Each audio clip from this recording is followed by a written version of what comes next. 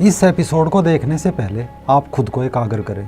अब जो आपके सामने हम दिखाने जा रहे हैं, इसमें आपको काफ़ी हद तक ये पता चलेगा कि किसी दूसरे के दिमाग को अपने नियंत्रण में कैसे किया जाता है, किसी इंसान को कैसे लाचार बनाया जाता है, किसी का ब्रेन वॉश कैसे किया जाता है।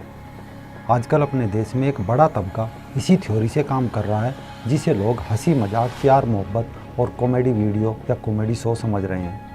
उन्हीं के जरिए इस वायरस को दिमाग में छोड़कर ब्रेन वॉश किया जा रहा है। नमस्ते दोस्तों, आप देख रहे हैं रंग दे बसंती और मैं हूं आपके साथ राजीव चौधरी। अक्सर जब कोई खबर आती है कि फला लड़की को जिहाद के जरिए मुस्लिम बना दिया गया, तब एक पल को लोग सोचते हैं कि हाउ इट इज़ पॉसिबल, कैसे बन गई, क्यों बन गई। तब भले ही हमारे लिए वो एक सवाल हो, लेकिन जिहाद का संक्रमण अपना काम कर चुका होता है। आजकल मूवी या टिकटॉक वीडियोज़, इन्हीं के जरिए विचारों का एक कीड़ा छोड़ा जा रहा है। लोग कैसा सोच रहे हैं, वे लोग आगे कैसा सोचेंगे, या उनकी सोच आगे कैसी तय करनी है, ये सब किया जा रहा है।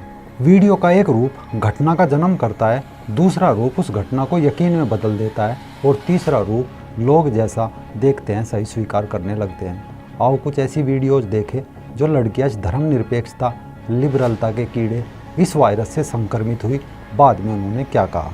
मेरे को थोड़ा थोड़ा प्रेशर हमेशा रहा था कि कन्वर्ट करने के लिए फिर कभी भी मैंने कन्वर्ट करने के लिए नहीं मानी थी मैं कभी भी।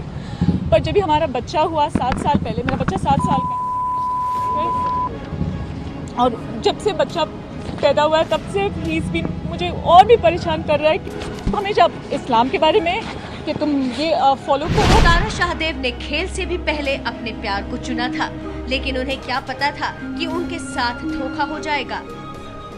7 जुलाई 2014 को तारा शाहदेव की शादी रांची के ही रहने वाले रंजीत कोहली से हुई थी, लेकिन तारा के मुताबिक शादी के कुछ दिनों के अंदर ही रंजीत उर्फ रकीबुल और उसके परिवार वालों ने तारा शाहदेव के ऊपर धर्म बदलने के लिए दबाव डालना शुरू कर दिया था। जिस अंधेरे से थी, इसके लिए वापस आई थी, यहाँ पे आना चाहती थी, उस जगह पे मरना नहीं चाहती थी। उससे बहला फुसला कर ब्लैकमेल करके यहाँ से युवक जम्मू कश्मीर ले गया। उसे कई तरीके की यातनाएं दी गई, इस्लाम कबूल करने के लिए भी उस पर दबाव बनाया गया, और तो और कई बार उसे गोमांस खाने के लिए भी दबाव डाला गया। जब वो गोमांस नहीं खाती थी तब लड़के के परिवार वाले उसके साथ मारपीट करते थे। लड़की बाड़मेर शहर की रहने वाली थी। कई हिंदू संस्थाओं और संगठनों की अपील पर सोशल मीडिया पर काफ़ी दिनों से टिकटॉक को बैन कराने की मुहिम चल रही है। लोगों का कहना है कि टिकटॉक जिहाद और अफवाह फैलाने का मुख्य अड्डा बन चुका है। उनका मानना है कि टिकटॉक पर 70 से 80% मुस्लिम समुदाय के लोग हैं। कुछ लोगों का कहना है कि ज़्यादातर हिंदू लड़कियां जिहादी टिकटॉकियों की फैन बन जाती है और उनसे बातचीत करने लगती है, जिसके बाद मामला मुलाकात तक पहुंच जाता है और फिर बाद में वो जिहाद के वायरस का शिकार हो जाती है। अब सवाल फिर वही आता है कि हाउ इट इज़ पॉसिबल। चलो अब इस पर एक फैक्ट लेकर, एक एक बिंदु लेकर आगे बढ़ते हैं।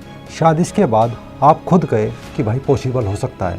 अब थोड़ा सा शांत होकर सुनिए। जैसा हमने शुरू में कहा था, असल में हजारों वर्षों से दिमाग ने काम करते करते अपने लिए बहुत सारे शॉर्टकट बना लिए हैं, ताकि दिमाग अपनी एनर्जी बचा सके और जल्दी डिसीजन ले सके।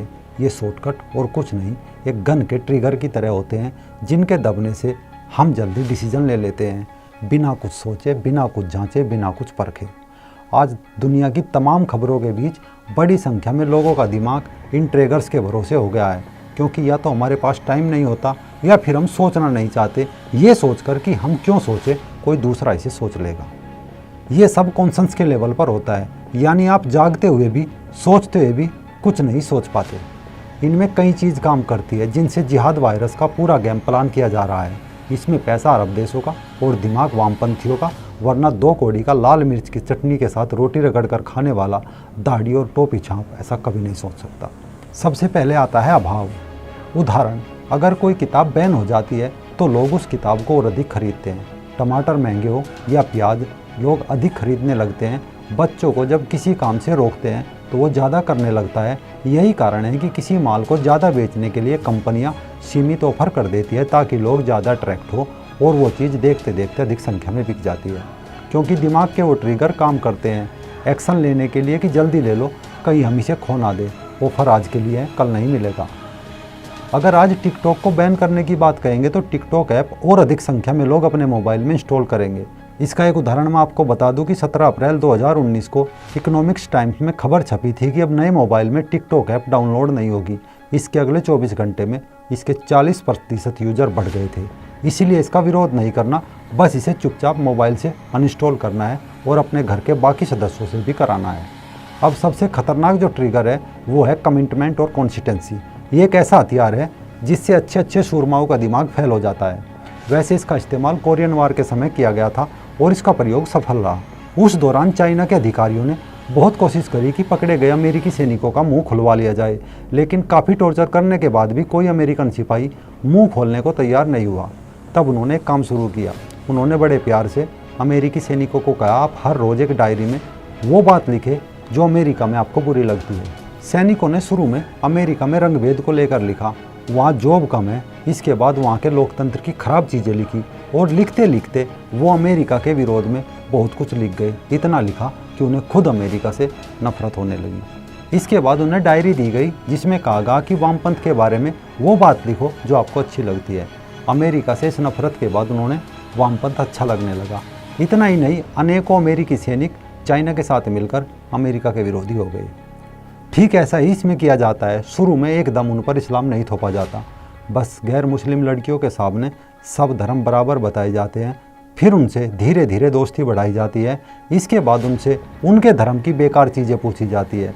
लड़की बताते बताते कब अपने धर्म से नफरत करने लगती है उसे खुद नहीं पता चलता। फिर उसे मजहब की अच्छी चीज़ें बताई जाती है और लड़की फिसल जाती है। इसके बाद आता है लाइकिंग, जिसे हम पसंद कहते हैं। यानी जो चीज़ हमें पसंद आ जाए हम उसे पाने के लिए कुछ भी कर सकते हैं बिना किसी लॉजिक के। इसका नतीजा ये होता है कि अगर हम किसी को पसंद करते हैं तो वो हमारा इस्तेमाल कर सकता है। इसका फ़ायदा जिहादी कैसे उठाते हैं, मैं शुरू में अच्छी बातें करेंगे, लोग उन्हें पसंद करेंगे, खासकर लड़कियां उनके पीछे पागल हो जाएगी, उसके लाइक शेयर देखेगी, उसे सेलिब्रिटी मान बैठेगी, उससे बात करेगी और उनसे वो ये काम कराएगा।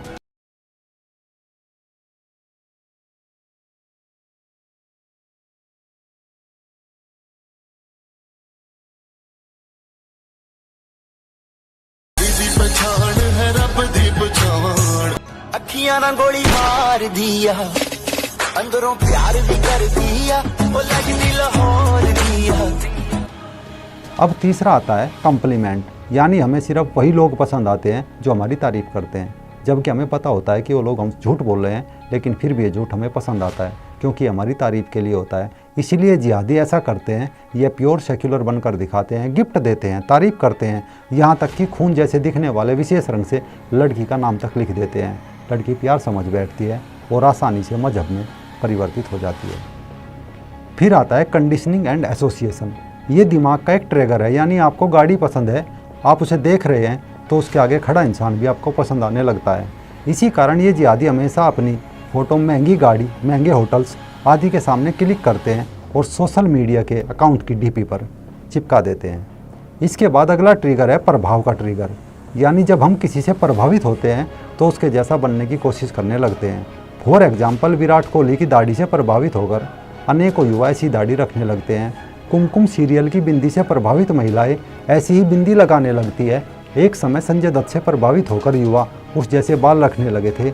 आज भी कोई ना कोई फैशन जब चलता है तो उसके पीछे कोई ना कोई सेलिब्रिटी जरूर होता है। प्रभाव की थ्योरी का एक सफल प्रयोग यूरोप के एक अस्पताल ने कुछ समय पहले किया था। उन्होंने कुछ ठीक ठाक लोगों से दान मांगा, जो उन लोगों ने साफ मना कर दिया। तो उनसे कहा कि एक हफ्ते कैंसर के रोगी के कपड़े पहनो। एक हफ्ता कपड़े पहनने के बाद वो लोग खुद को कैंसर का पेशेंट समझने लगे। इसके बाद जब उनसे कहा गया कि कैंसर पीड़ितों के लिए कुछ दान दिया जाए, तो उन लोगों ने न केवल खुद से बढ़ चढ़ कर दान दिया, बल्कि अन्य लोगों से भी दान दिलवाया।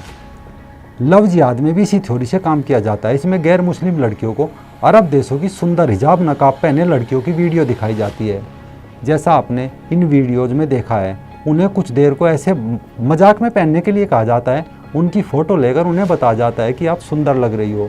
वो इसे लाइकिंग ट्रिगर के तहत सच मान बैठती है और ख़ुद को धीरे धीरे मुस्लिम समझने लगती है और प्रभाव के इस दिमागी ट्रिगर का शिकार हो जाती है। ये एक बौद्धिक गेम होता है जिसमें खिलाड़ी दूसरे लोग होते हैं, लेकिन दर्शक को लगने लगता है जैसे वही खिलाड़ी है और हार जीत उसी की है। यानी उसकी सोच में घुसते घुसते उसे अपने अनुरूप सोचने पर मजबूर करते हैं। क्योंकि बहुत कम लोग यादों के साथ जीते हैं, इंसान अपनी कल्पनाओं के साथ ज़्यादा वक्त बिताना पसंद करते हैं।